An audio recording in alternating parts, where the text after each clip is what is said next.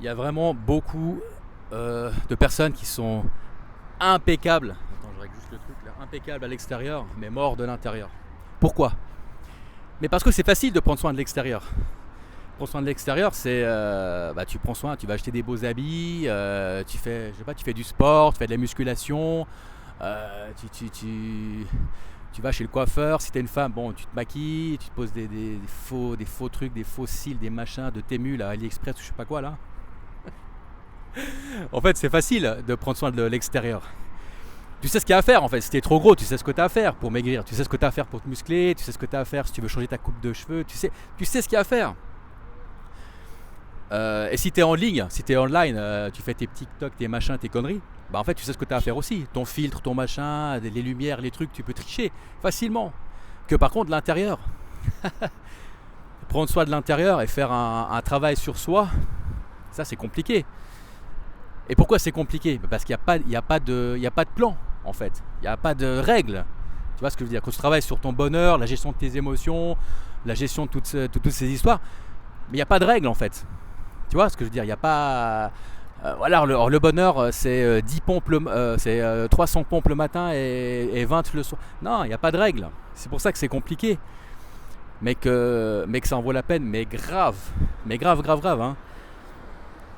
Et c'est justement, moi je pense que c'est là où que je fais un petit peu une comparaison avec le voyage. C'est qu'en fait, quand tu connais la destination, enfin, quand tu connais précisément tout ce que tu vas voir à l'avance, c'est jamais aussi savoureux que quand tu es en mode aventurier.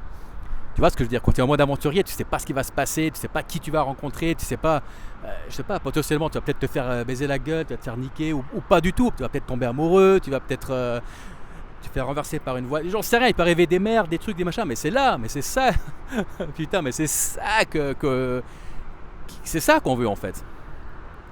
Donc prendre soin de l'intérieur, c'est quoi? C'est la spiritualité, de la lecture, des réflexions. Il n'y a rien de concret en fait. C'est pour ça que moi je trouve, il y a tellement de gens vides de l'intérieur. Mais grave, hein. C'est pour ça que quand je m'étais intéressé au sujet, attends, je change de main parce que c'est un peu lourd là. Merde, pas faire tomber le téléphone. Quand je m'étais intéressé au sujet, je me suis toujours rendu compte que les gens les plus mal dans leur peau sont toujours dans les pays riches. C'est une dinguerie, c'est une folie en fait. Tu sais, les gens dépressifs, les gens tristes, c'est toujours dans les pays très riches quoi.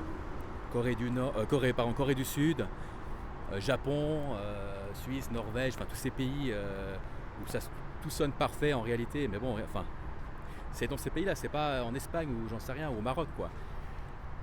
Donc prends soin de l'intérieur. Moi je pense qu'il n'y a que ça qui rend heureux. Et si vous n'arrivez pas, enfin si vous avez commencé ce voyage intérieur de manière consciente, inconsciente, peu importe, et que vous n'avez pas les résultats, mais c'est normal. Parce que c'est un combat, c'est une aventure qui va durer toute la vie. Et on ne peut pas obtenir, tu vois, c'est pas du genre j'ai 20 kilos à perdre, ok, il y a un plan, tu fais ça, tu cours 10 km, tu fais ci, tu vas perdre tes 20 kilos. Mais le bonheur intérieur, c'est compliqué. Bah ouais, c'est compliqué. Et moi, c'est un sujet qui me passionne, donc c'est pour ça que je fais un peu des vidéos, j'essaie de partager un peu mon histoire là. Mais soyez patients les mecs, hein. Soyez patients. Moi je pense que tout ce qui ne se voit pas, c'est dans tout ce qui ne se voit pas où il y a en fait les choses qui se passent. Tu vois ce que je veux dire? Quand tu as une personne par exemple qui te sourit et son sourire transpire l'amour et la bienveillance, bah en fait elle n'a pas eu besoin, elle n'a pas fait de sport, elle n'a pas fait de... c'est pas logique, c'est comme ça, c'est magnifique, c'est beau, c'est l'amour, c'est la classe en fait. Et la patience, c'est vraiment quelque chose qui pose un problème de nos jours. Les gens veulent tout, veulent le raccourci tout le temps, mais soyez patient, punaise. Soyez patient et puis tout vient à point, à qui c'est attendre. Allez, à ciao, abonnez-vous et puis si vous avez des questions, vous connaissez l'espace commentaire. Moi, il faut que j'aille prendre mon métro là.